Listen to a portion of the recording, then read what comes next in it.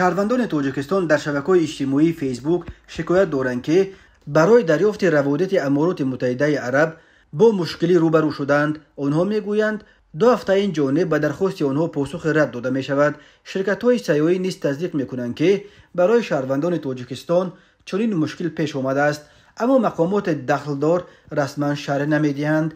وزارت کارهای خارجه تاجیکستان میگوید از مشکل آگاه است و آن را پیگیری دارد. این مشکلی را نمایندگان چندین شرکت سیاحی نیز تصدیق کردند.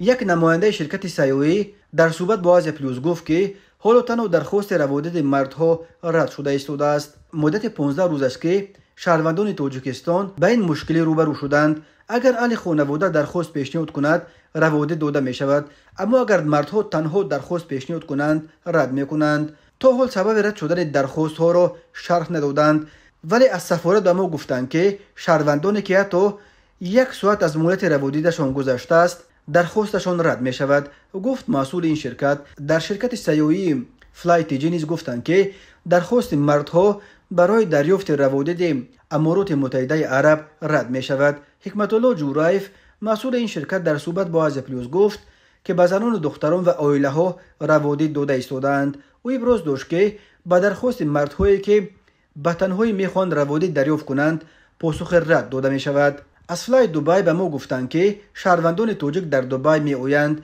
و قانونها را رعایت نمی کنند، به همین خاطر به مردها در علایدگی روابط نمیدهند.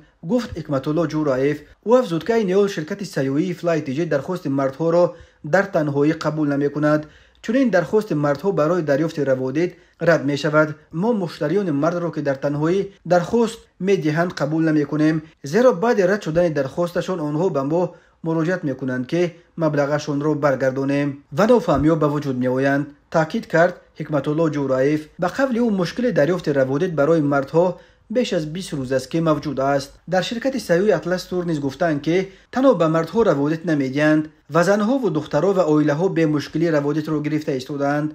مسئولین این شرکت نیز میگویند که مقامات سبب رد شدن درخواست مردها را برای دریافت روابط شرح ندادند. در وزارت کارهای خارجه تاجیکستان بعضی پلوس گفتند که از مشکل دریافت روابط امارات متحده عرب آگاه هستند و آن را پیگیری کرده ایستادند. در رابطه با این مسئله در جریان هستیم و برای شرح بیشتر به جانب امارات متحده عرب مراجعت نمودیم. انتظار پاسخ آنها می باشیم، گفتند در وزارت کارهای خارجه.